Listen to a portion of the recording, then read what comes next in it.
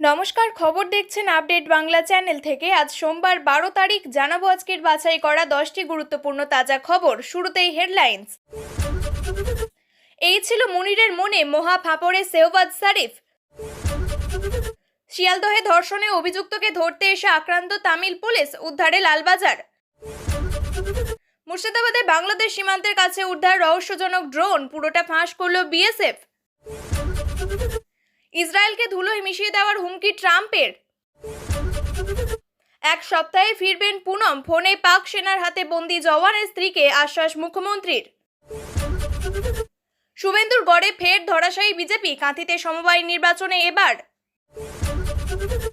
4 মাসের লড়াইয়ে ইতি, মেদিনীপুর মেডিকেল কলেজের স্যালাইন কাণ্ডে মৃত্যু আরও এক প্রসূতির। শ্রীলঙ্কায় খাদে বাস পড়ে 21 জনের মৃত্যু, জখম 35। এবার আসছি বিস্তারিত খবরে। পাকিস্তান এখন অস্তিত্ব সংকটে, এর জন্য দায়ী কে? পেহেলগাঁওয়ে জঙ্গি পাঠালো কে? সামরিক রাজনৈতিক দিক থেকে দেশটার এখন কি অবস্থা? ওরা এবার করবেটা কি? পাকিস্তান কি টুকরো টুকরো হয়ে যাবে? এরকম নানান প্রশ্ন উঠছে গত কয়েকদিন ধরে। গোয়েন্দা সূত্রে যা খবর, পেহেলগাঁওয়ে ঘটনার জন্য শেহবাজ শরীফকে ঠিক সরাসরি দায়ী করা যাবে না। সেনা প্রধানের দায়িত্ব নিয়ে দেখলেন যে পাকিস্তানের সেনার নামে বাঘে গরুতে এক ঘাটে জল খেত, সেখানে সেনাকে এখন লোকে উঠতে বসতে অপদস্থ করছে। বিশেষ করে সেনার বিরাগভাজন হওয়ায় ইমরান খানের জেল যাত্রা ও দেশের বহু মানুষ মেনে নিতে পারেননি। আর বালুচিস্তান এবং খাইবার পাখতুনখোয়ায় পাক আর্মির তো উর্দি খুলে যাওয়ার জোগাড় হয়েছে। তাই মুনির প্ল্যান করলেন যে ভারতে জঙ্গি হামলা করা যাক, তাহলে ভারতও রিটালিয়েট করবে, লিমিটেড স্কেলে যুদ্ধ হবে, পাকিস্তানে আবারও সেনার নামে জয়ধ্বনি উঠবে, দেশটা কিছুটা ঐক্যবদ্ধ হবে, আর আমার গদি শক্ত হবে, সম্মান বাড়বে। জেনারেল মুনির মনে মনে জিয়াউল হক কিংবা পারভেজ মুশারফ হওয়ার কথা ভেবেছিলেন কিনা বলা কঠিন। তবে শোনা যায় যে মুশারফ যেমন নিজের 4 জন ঘনিষ্ঠ আর্মি অফিসারের কথায় কারগিলে অনুপ্রবেশে শিলমোহর দেন, তেমনি এই মুনিরকে বুদ্ধি যোগান তার ঘনিষ্ঠ পাক সেনার 4 উচ্চপদস্থ অফিসার। তো তাদের সঙ্গে কথা বলতেই সম্ভবত পেহেলগাঁওয়ে প্ল্যান ফাইনাল নটটা দিয়েছিল পাক সেনা। কিন্তু ক্যালকুলেশনের ভুল হয়ে গেল। ভেবেছিলেন ভারত হয়তো উড়ি বা বালাকোটের মতো কিছু একটা আবার করবে, শরীফকে দিয়ে তিনি ভিকটিম কার্ড খেলাবেন, আমেরিকা চীন সকলে এসে যুদ্ধ থামিয়ে দেবে। কিন্তু বাস্তবে যেটা হলো, ভারত একসঙ্গে 9 জায়গায় জঙ্গি ঘাঁটি উড়িয়ে দিল। এরপর লড়াইয়ের দিকে না গেলে তো আর দেশে মুখ দেখানো যেত না। তাই মুনির ভারতকে আক্রমণের রাস্তায় গেলেন, তবে তিনি নিজে তো বটেই, এটা করতে গিয়ে পাকিস্তানেরও সর্বনাশ ডেকে আনলেন। আবার আরেকটা ভুল দেখুন, আমেরিকা জানিয়ে দিল আমরা ভারত পাকিস্তানের ঝগড়ায় নেই। সৌদি ইরান কেউই ভারতের সঙ্গে সম্পর্ক খারাপ করে পাকিস্তানকে জড়িয়ে ধরছে না, ধরবে না।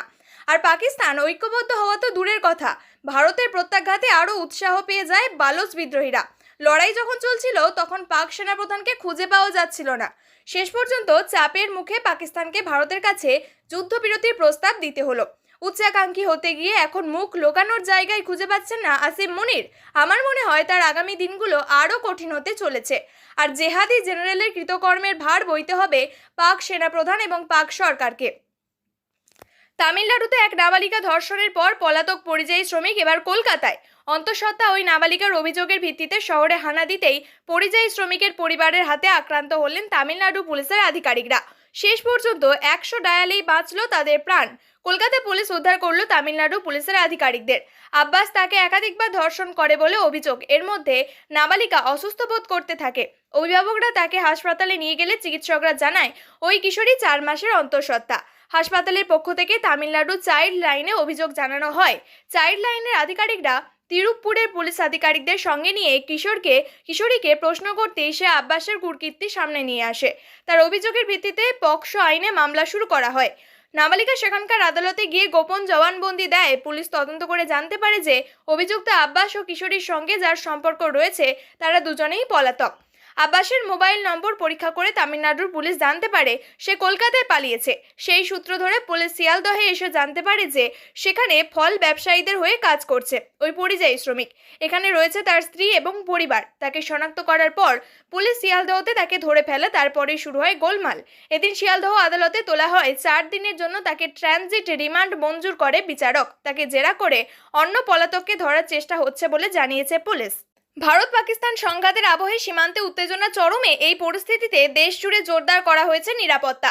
উচ্চ সতর্কতা জারি করা হয়েছে। সেই আবহে মুর্শিদাবাদে ভারত বাংলাদেশ সীমান্ত সংলগ্ন একটি গ্রাম থেকে উদ্ধার হলো একটি ড্রোন।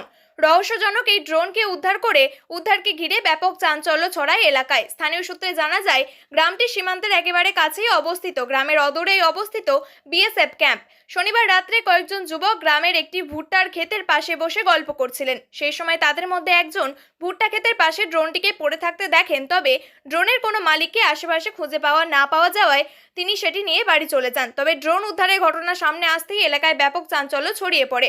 খবর চলে যায় পুলিশ এবং বিএসএফ এর কাছে। পরে পুলিশ এবং বিএসএফ জওয়ানরা ঘটনাস্থলে ছুটে যান। তারা ড্রোনটি খতিয়ে দেখেন। জানা গিয়েছে, ড্রোনটি উদ্ধার হওয়া ঘটনাস্থলের কাছেই রয়েছে নিমতিতা বিএসএফ ক্যাম্প।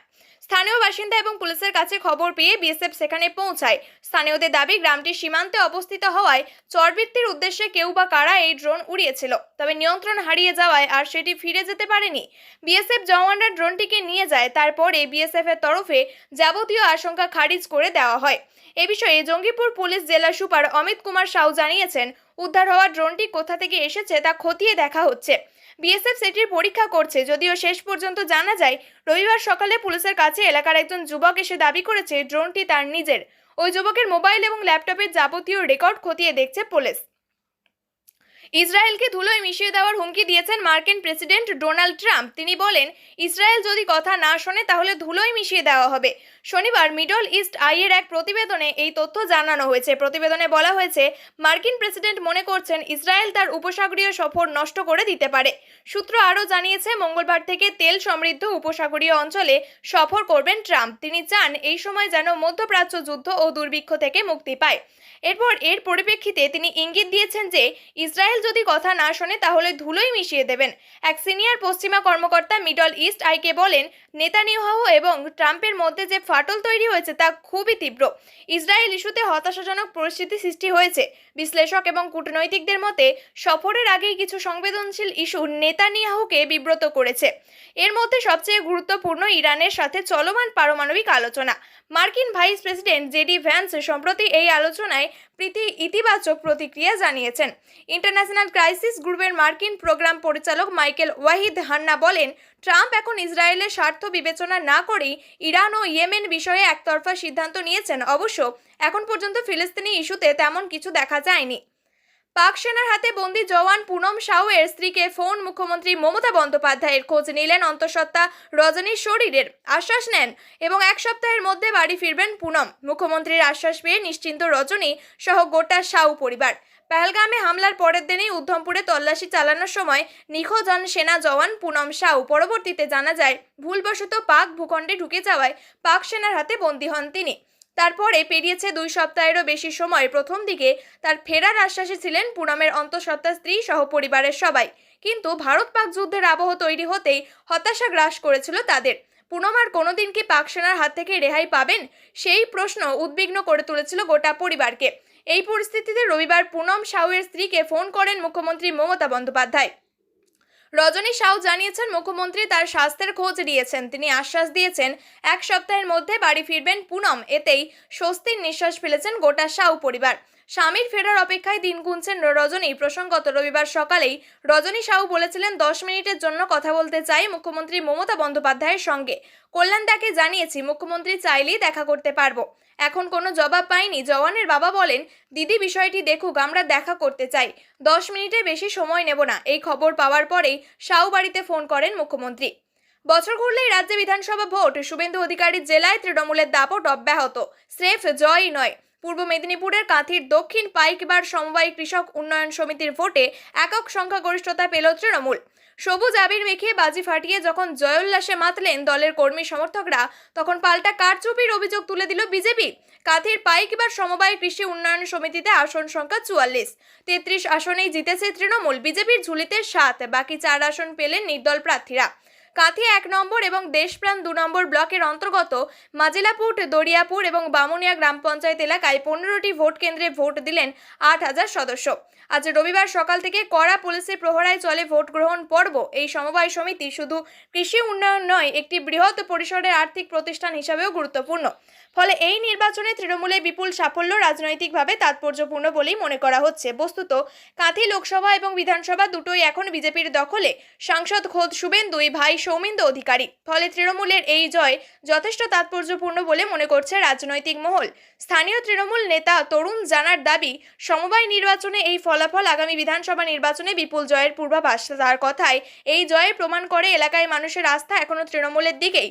বিজেপির কাঁথি সাংগঠনিক জেলা বিজেপির সাধারণ সম্পাদক চন্দ্রশেখর মণ্ডলের পাল্টা দাবি, এই নির্বাচনের সঙ্গে রাজনীতির কোনো সম্পর্ক নেই।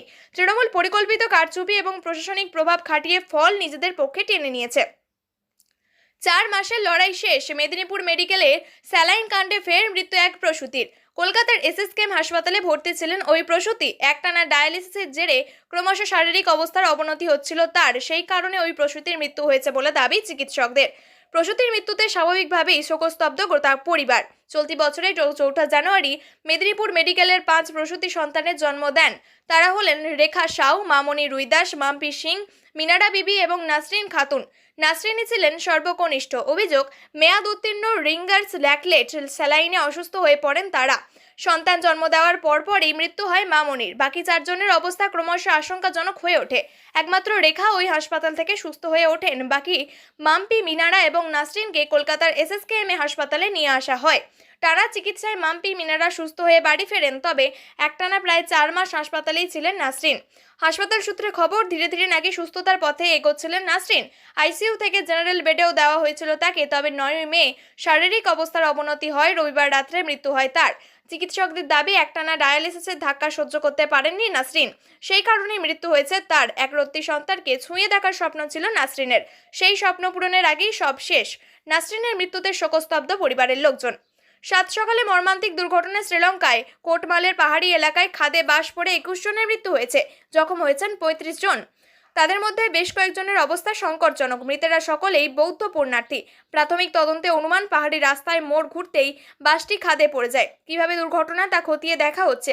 যান্ত্রিক ত্রুটি নাকি চালকের ভুল তা তদন্ত করে দেখা হবে বলে জানিয়েছে পুলিশ। পুলিশ সূত্রের খবর, প্রায় 60 জন বৌদ্ধ পুণ্যার্থীকে নিয়ে কাতরাগামা থেকে কুরুনেগালা যাচ্ছিল একটি সরকারি বাস। সেই সময় পাহাড়ি পথে নিয়ন্ত্রণ হারিয়ে বাসটি খাদে পড়ে যায়। বাসে প্রয়োজনের তুলনায় অতিরিক্ত যাত্রী নেওয়া হয়েছিল বলে অভিযোগ। ঘটনাস্থলে মৃত্যু হয় 15 জন যাত্রীর। হাসপাতালে নিয়ে যাওয়া হলে বেশ কয়েকজনকে মৃত বলে ঘোষণা করে চিকিৎসক। জখমদের স্থানীয় হাসপাতালে চিকিৎসা চলছে। এক পুলিশ আধিকারিক জানিয়েছেন, সাম্প্রতিককালের মধ্যে এত বড় দুর্ঘটনা ঘটেনি। দুর্ঘটনার পরপরই ঘটনাস্থলে পৌঁছায় পুলিশ এবং উদ্ধারকারী দল। মৃত্যুর সংখ্যা আরও বাড়তে পারে বলে আশঙ্কা করছে পুলিশ এবং উদ্ধারকারী দল। শ্রীলঙ্কায় বছরে গড়ে 3000 সড়ক দুর্ঘটনা হয়। তবে 2005 সালের পর এত বড় দুর্ঘটনা ঘটল প্রথম বলেই জানা যাচ্ছে। 2021 সালে বাস দুর্ঘটনা হয়, সেই সময় 13 জনের মৃত্যু হয়েছিল।